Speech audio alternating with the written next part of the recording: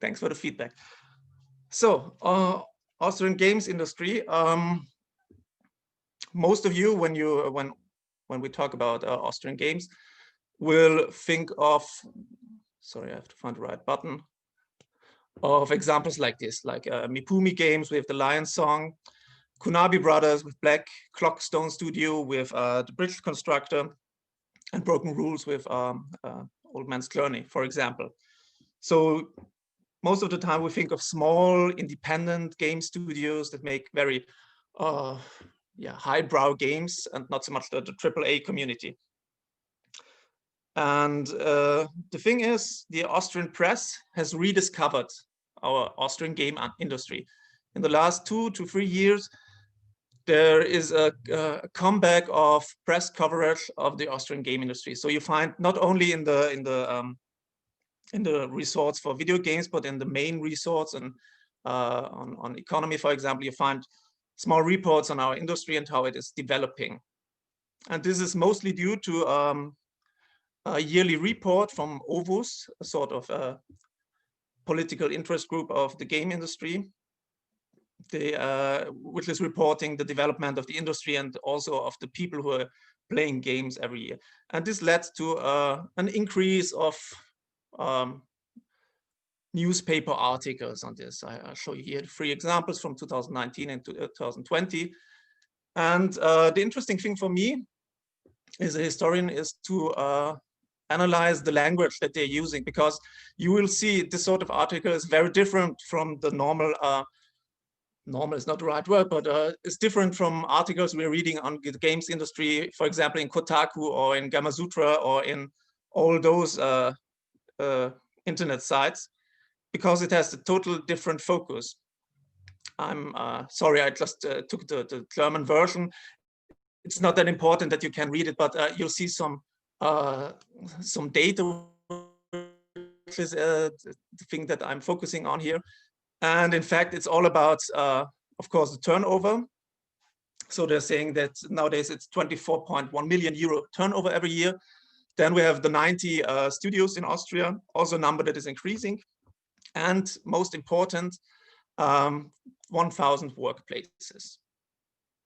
And the thing is, when now those journalists report on Austrian games developers, it's like some terra incognita for them. It's like a new phenomenon. There, you can see it in titles like the unbekannten Jobs, the unknown jobs of the gaming industry, or gaming is on the rise. They paint a picture of something new that is something maybe exciting, maybe a new opportunity, but something new that,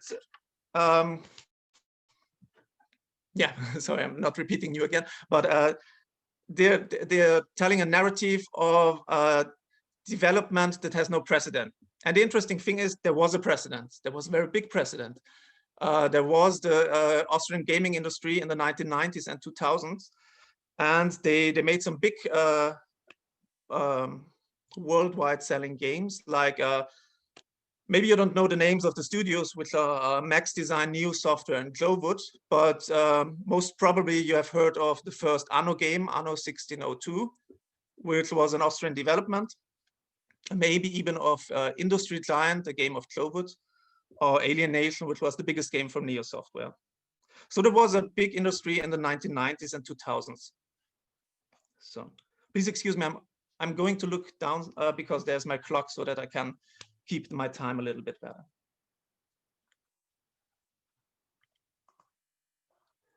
So I'll show you just the examples.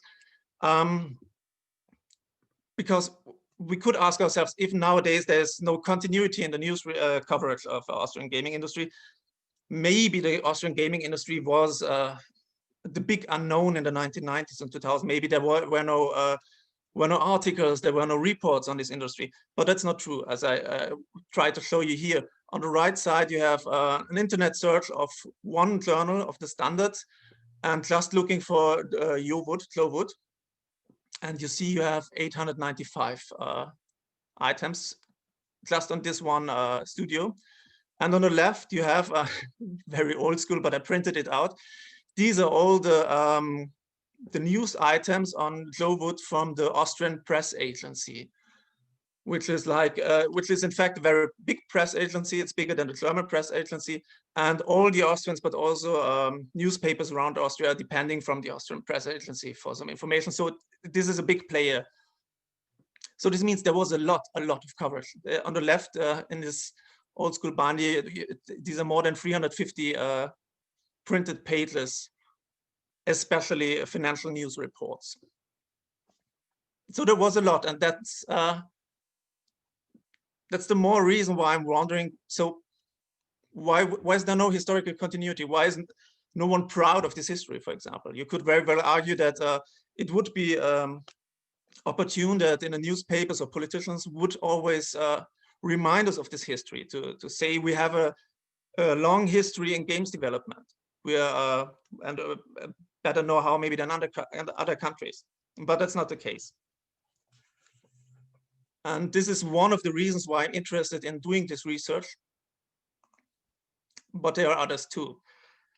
Because what I will do in the next 30 minutes is, 25 minutes, is take a look not only at the games themselves that were developed in Austria in this time, but also at the games developers, and this via the news coverage especially. But I'm also recurring to a set of interviews, one that was made by Daniel Koller, an Austrian journalist, and another one by a young student of the Technical University in Vienna some years ago. Most of you who have heard a talk from me will know this, so I will keep it short. And for the rest, just keep in mind what I'm telling you now. This is sort of like the basis of all my research.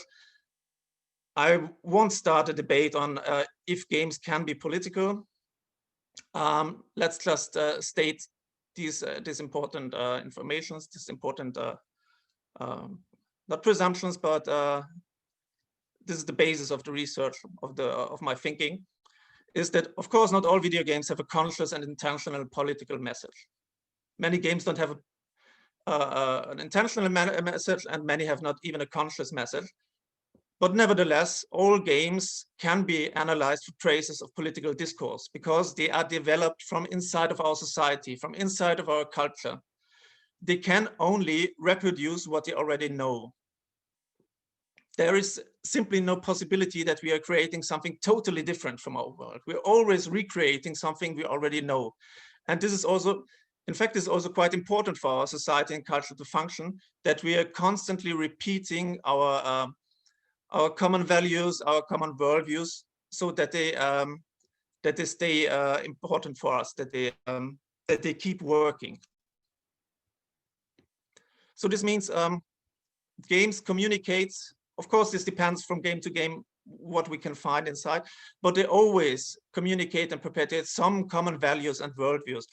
Ideas like the idea of security. What do we understand under the term of security or liberty, or even democracy is sometimes something that is communicated in games. The question, what is a good war? What is a bad war? What are reasons for war? These are things that we are learning also in games on a daily basis. And I don't think that's something negative. I think that is quite important for our society to work, because we have to learn those things where we try to find a common base for our society. Okay. But it means also that we are also communicating economic values, economic worldviews, economic models, all those things where we all most of the time think this is the normal way of our economy to function. These are informations that we learned somewhere. We learned them from our parents, we learned them in school, but we also learned them in Hollywood movies, in Netflix series, and even in video games, as I will show you. Now some slides that might surprise some of those of you who are used to normal game study slides. This is some sort of my historical background coming back, because I'm talking explicitly of Austria. And for to understand Austria in the 1980s and not in the 1980s, 1990s, and 2000s, you have to talk about this, especially when we're talking about games, and most of the games I will be talking about economic games, economic simulations, construction games. So what was the economic policy in Austria? Until the 1990s and the end of the Cold War, Austria was a Keynesian welfare state. Sorry, the word Keynesian is something I'm reading all the time, but I have no idea how it is pronounced. This means, and this is a very simplified version. It was, of course, much more complicated and diverse than I'm telling you this, but I don't have the time to talk about all of this. But this means that Austria was more or less a centrally steered economy. It was based on deficit spending and public debt, and it had a really huge nationalized industry. They used this to attempt full employment and sort of wealth redistribution. And on the little image, you see the three most known politicians for this sort of politics in Europe, Western Europe in the 1970s, 1980s, which is Olof Palme of Sweden on the left, Bruno Kreisky, which was the Austrian chancellor, and Willy Brandt, the German chancellor. This changed, however, in the middle of the 1980s. It had, of course, to do with the end of the Cold War, but not only. So more and more, the nationalized industry was seen as something totally outdated, as something cumbersome. It was inefficient, and above all, it was a loss-making business. This led to massive privatizations, beginning in 1987 and up until 2006, which is, I'm not going to mention all of them, but the oil industry, the telecommunications, banking, the post, construction industry, steel industry, which is very important in Austria. And this was accompanied by quite severe austerity measures, the so-called Sparpakete in Austria. And what is important from a history of ideas, it is from now on, the individual was seen as the driving force of the economy and of progress, and no longer the state. And this is important because this is something that we will see not only in the games themselves, but also in the history of these developers. So this means I'm studying these games and their history, their development history, to better understand the history of ideas in Austria. This is, I also have to mention, this part of Austrian history is until now not very well analyzed in history. Some sort of a blank page. This will change, of course, in the next years, but I think a good way to better understand this shift of paradigm, which didn't only work at the level of the politicians, but at the level of the whole population. You can better understand this by also analyzing popular culture. Another reason why I'm doing this, and I'm going to rush through this because all of you know this, when I started to be interested in video games, I read all the video game histories that are there. And there's some sort of a canon that we are always rereading. And it is, of course, it is changing in these last years, but it takes a lot of time. And in fact, what you read is always the same teleological history, which begins with Pac-Man and ends to Call of Duty, showing this like the only way of progress that was possible. Normally you start with Higginbotham and T42, sometimes with Northrop Process in Cambridge. Then comes the MIT Railroad Tech Club, Atari and Nolan Bushnell. The video game crash, we all know the video game crash now. Nintendo versus Sega, the PlayStation, and so on and so on. And what was missing until some years ago was everything outside of the US and Japan. Fortunately, this begins to change. What I show you here is four recent examples. I just read Gaming the Iron Curtain by Jaroslav Svelch, who's also, I think he already held some keynotes here at Frog. I really recommend his book. It's eye-opening, and it's showing this sort of dynamic development scene in the Czechoslovakian Republic under the Cold War, where you wouldn't have thought that there was anything, in fact. So I think it is very important that we broaden our scope of analysis to better understand video games. And what we need, and I think it's also a problem where we can point the finger at ourselves in Europe, is that we started, that we do this in Switzerland, in Germany, in the Netherlands, in France, they began, in Austria, and so on. Because only then we can have a critical global history of games. So, but now to the games themselves, because, okay, it's okay, no time. As I told you before, I will concentrate on 3 studios, which have a very distinct and different story, which I find fascinating. There are some other individual examples. I won't talk about them because I don't have the time. And the other problem is I don't know of many. So I think one of the big things to do is to find other examples of games made in Austria in this time. So the first studio was Max Design, which was founded in Schladming. I always put the city or village in the slide because I found it fascinating. They're all from small towns. They're all from towns from 2,000 to 7,000 or 8,000 inhabitants. And not one of them was founded in Vienna. It was founded by the Lasser brothers and Wilfried Reiter. And it was a very common history. They were amateur fans of video games. I think in an interview you can read that the C64 sparked their interest to program themselves. The first game they made was called Cash, interestingly enough. But the first big game was 1869, Hart am Wind, which is a game I played myself when I was 12, which is a economic business simulation of a ship owner in the 19th century. So what you have to do in this game is buy goods at a low price, sell them at a high price, keep your running costs down, which means the wages for your crew, for your captain, and also the consumption of coal. So that's a classical business simulation. From the mechanics, it's quite similar to Pirates, for example, but without fighting, or to Ports of Call, which was also from the same time period. It was very well received in the game press, and it was a beautiful game. It worked very well, and all worked together. But what the game reviewers, mostly from German magazines, I think only from German magazines, yeah, they said the graphics are beautiful and so on and so on.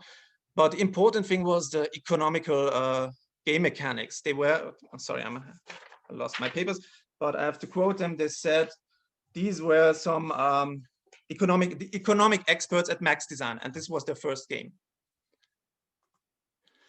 And here I'm showing you some screenshots from the handbook, from the English version, with some typos, like the University of Salzburg.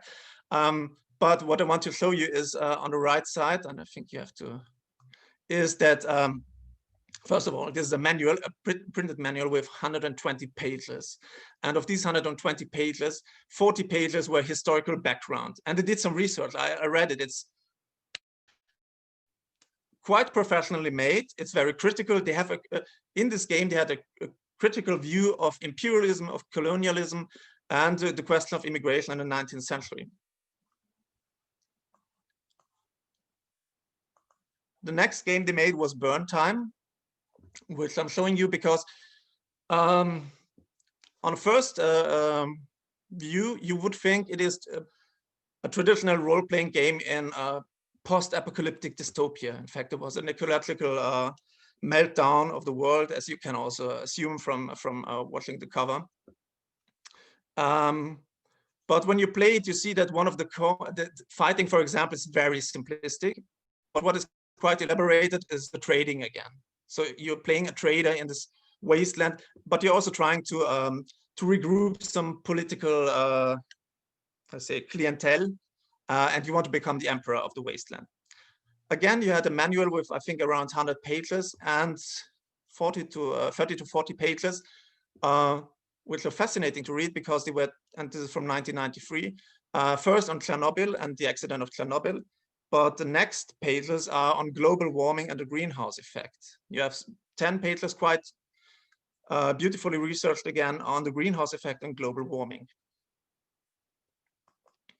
Then there were some other games. One I'm not showing you because it's quite similar to the others, was Old Timer, called Motor City in the English-speaking world, where you simulated motor production, no engine production in the beginning of the 20th century. And I like this example, is Albert Lasser's Clearinghouse, where you play, what's the word in English? Sorry. You're speculating with on the stock exchanges, this simulation. And you don't see it too well, but it is very influenced by all those movies on stock exchange, like Wall Street and similar in its aesthetic view, but it got very mixed reviews. Then the developer said they had some troubles, not real financial troubles, but they had a problematic moment when they thought also about that bankruptcy is a danger. But then they made one game, which you might know, which is Anno 1602, together with Sunflowers, but the development was mostly in the hands of Max Design.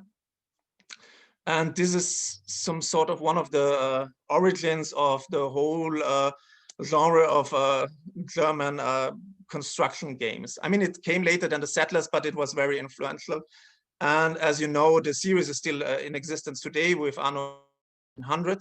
So it worked quite well, and it worked. In fact, it sold very well. It sold over 2 million times worldwide. And the game is interesting because when you read the manual, in the manual it states that you as the player have always to keep in mind the satisfaction of your population. But in fact, the thing is, from the game mechanics, and most of you, or some of you might know this game, the satisfaction of the of your little citizens is not that important to you, is not that interesting to you. It's just a function that allows you to expand. You begin with very small buildings, small huts, and they develop when you give them the right consumer goods. So the mechanics is telling you, first of all, to expand all the time, to improve, but not so much to improve to get happier people or a beautiful world, but improve to get more opportunities for other production and for other consumption. And this core mechanic is something that you find in all these games, also in the games I will show you later, like Alienation, and especially in Industry Client from Global. After this game, Max Design, no, not after this game, then there was Anno 1503, which also sold for 2 million times. But then they said, and you can read this also in an interview, they just disbanded, they closed shop. They said, we are at the height of our success. And if we now want to grow, we would first have to relocate to Vienna or a bigger city. We would have to expand, and this is too much for us. So they just stopped. Next example would be Neo Software, also founded in a small city, but they quickly relocated to Vienna. And their first game was Whale's Voyage, a science fiction role-playing game.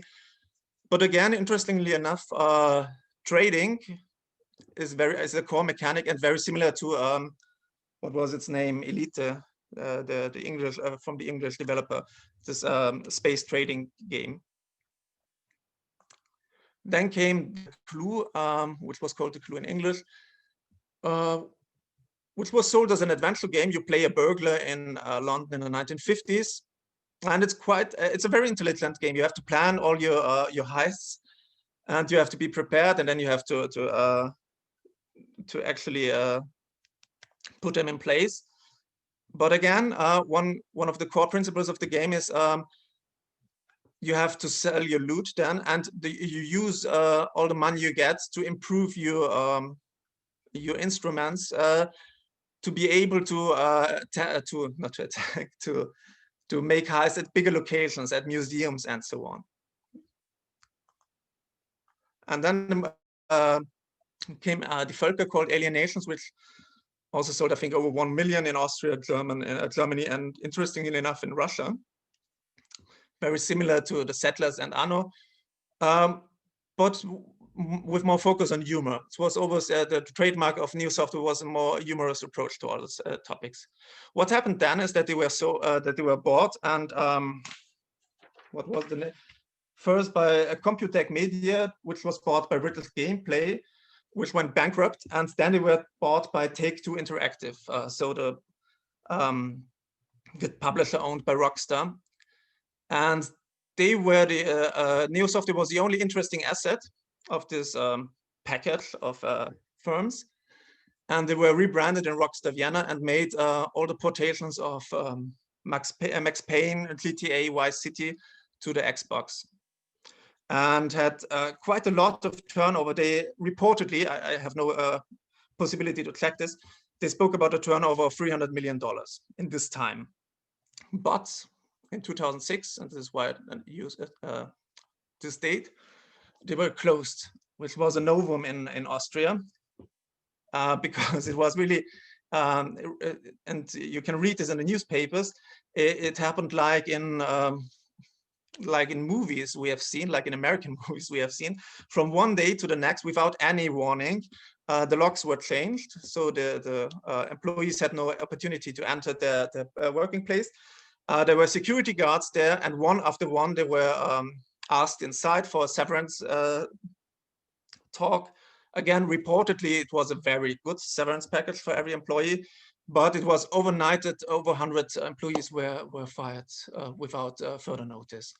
And I personally find it funny, cute that the only political party that was attacking this was the Communist Party, which is in fact not a very big party in Austria since the 1950s.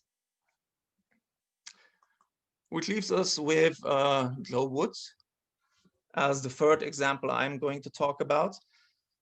The initial founding story is very similar. In all of these cases, I haven't talked much about it, but in all these cases, the persons who have made this, first of all of them men, which is also quite telling. They were all friends or were colleagues. They were at the beginning just trying to do what they loved, to try themselves out with games. But then when when the economic success came, their history very differed one from another. And in the case of Glowwood, also found in Ebensee in Upper Austria, a small city, then they relocated to Liezen, which is also not one of the biggest towns in Austria, but a little bit bigger. And they made games like Industry Client, Traffic Client, Industry Client 2, and Transport Client. They are not only the title is similar, but the games are almost the same. And they were well aware of that. This was a sort of a strategy that they talked about from the beginning.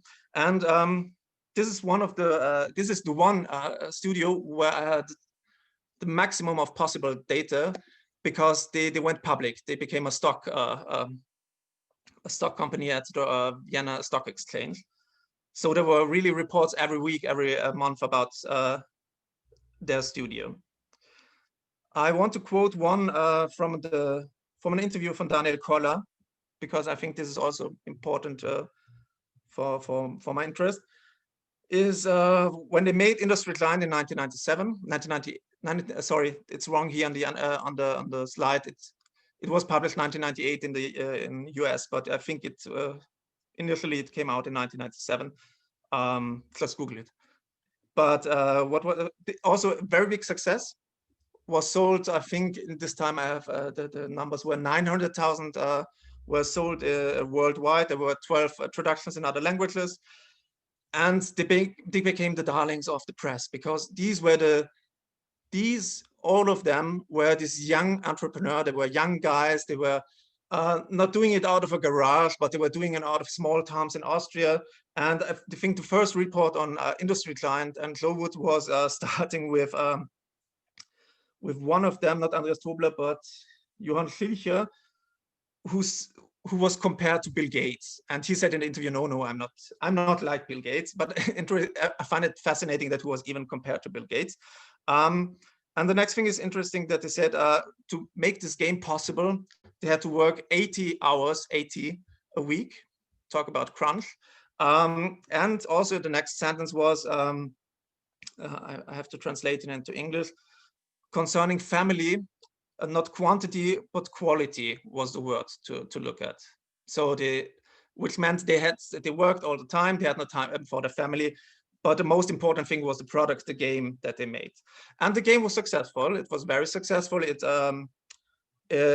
received an Austrian state prize in 1998, the Prix Multimedia Art, and was sold, as I told you, around 900,000 times.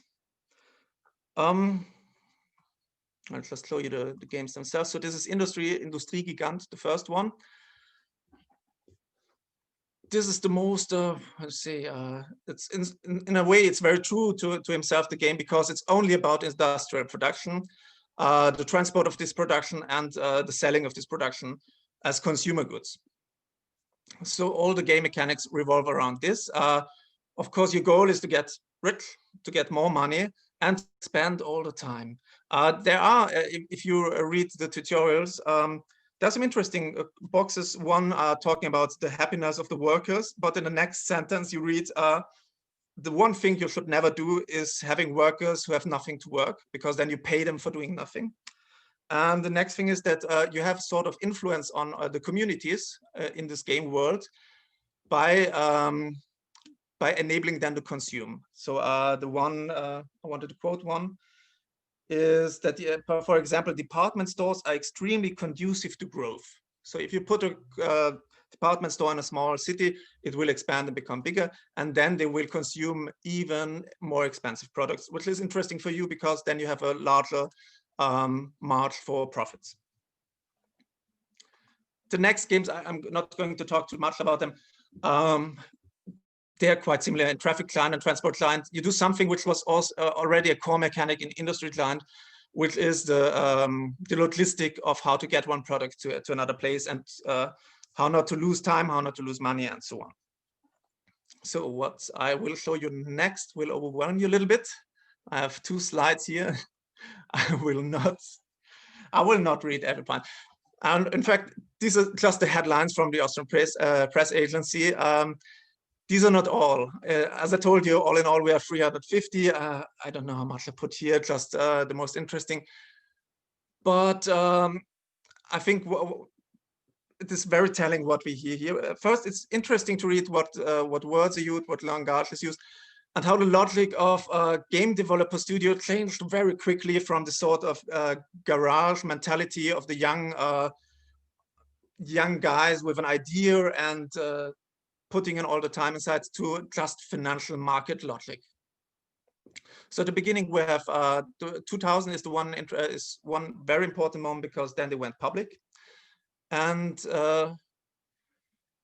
then it started. One point I also like, because Stadtrat, which is a municipal council of Vienna, Fritz Wiecherleck, who this shows that the politicians were also very interested to show themselves with these young entrepreneurs. It was a good thing to do, to show that you know of them. And I would assume that Fritz Wiecherleck was not a big player of video games at this time, but it was a good thing for him to show himself with them and to get this in the press. So they went public. They I think they got around 24 to something million to a shilling at this time to expand the business. And this is the thing they wanted to do. They wanted to expand very quickly, and they expanded very quickly. So the turnover rose, and then they began a shopping spree for smaller studios in Europe mainly. In 2000, they bought Neon. Then the turnover was doubled in September to the year before. Then they bought, I think, Wing Studios. They made strategic partnerships with Infogramm and Sun Studio in Japan, I think. They expanded their Vorstand.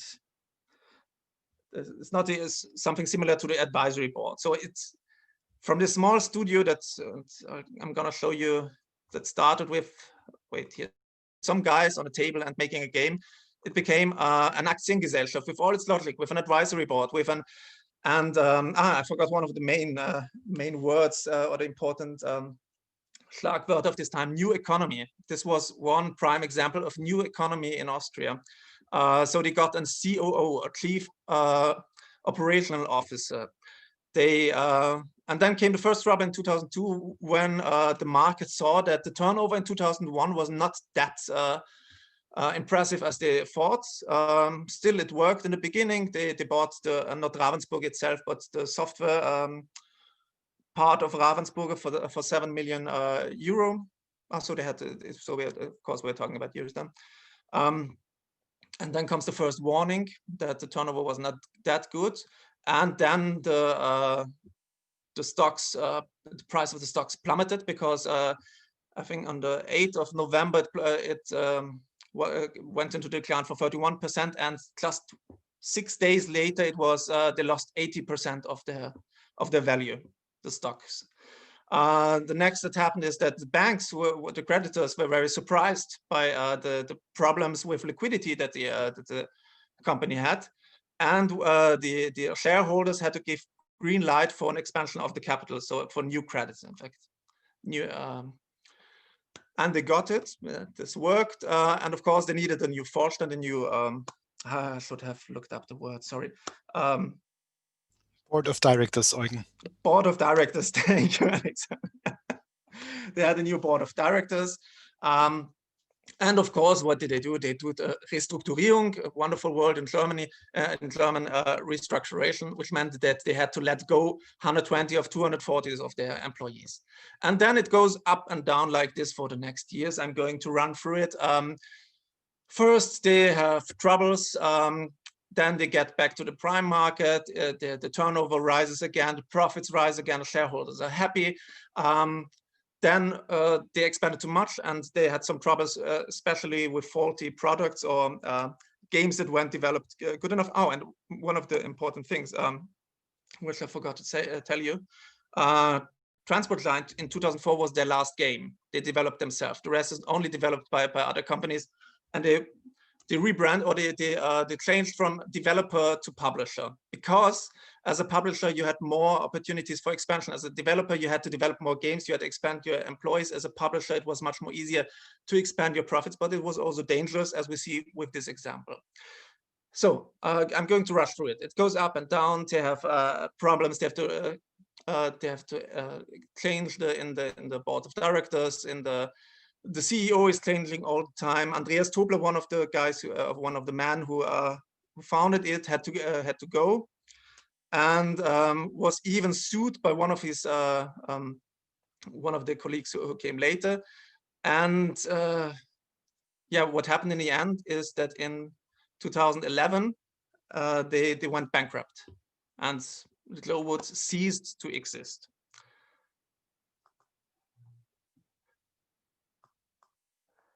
So for my conclusions, I really rushed through this. I think very fascinating period of Austrian contemporary history.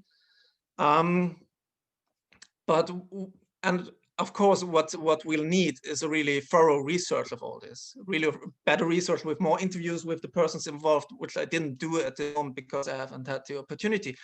But what you can already see with this sort of preliminary research is that I think would be very rewarding to take a look at this time period, to take a look at these games in correlation, in interaction with the history of the developers, and in interaction with the whole economic ideological background, because it all enforces each other. And I mean, this is maybe let's say pure luck, but what we have here is, in fact, it reads like a didactic play on new economy. We have these three companies, like the three brothers, and one company is successful, makes good games, and then says at the height of the success, okay, let's stop this. This becomes too big for us. The next company makes good games, wants to expand, gets bought by big players, and then gets shut down from one day to the other without fault of their own. And the third company wants to do it themselves. They go on the stock market, they lose control of their company, they no longer develop games, and they're totally dependent of the stock market and the financial rules there, and then comes bankruptcy.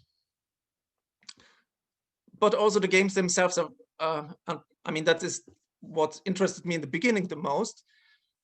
They are very interesting to read in front of this sort of economic paradigm shift, because you can see they're not pure propaganda for neoliberalism, not at all. In fact, I think that you can see some remnants of Keynesian economic models. Like, one is sort of core mechanic of these games is that, of course, you are a central planner. There is no board of trustees, there are no shareholders, there is no free market, in fact, because you are centrally planning this. So this is very much colluding with neoliberalism. But then other aspects, and all of these aspects are very transported, communicated very subconsciously, because most of the time they are naturalized. When I played this game, I thought this is totally normal to think this way. It is totally normal to, of course, you have to take a look at your costs to keep them down. You have to be more efficient. You have to be more productive. You have to expand all the time. This is one of the core mechanics here. It becomes the goal itself is the constant expansion. There is no moment at the end when you achieved something. I mean, sometimes there are campaigns, but the main gameplay is just to continue to expand, to get better, to get more possibilities, and so on.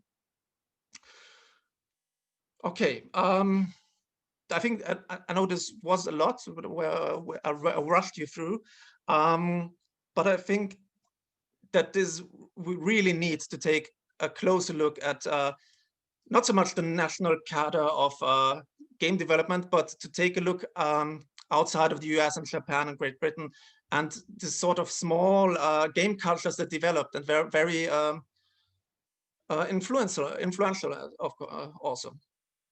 And I think I'll okay, I'll definitely stop here because I see it's 50. So thank you.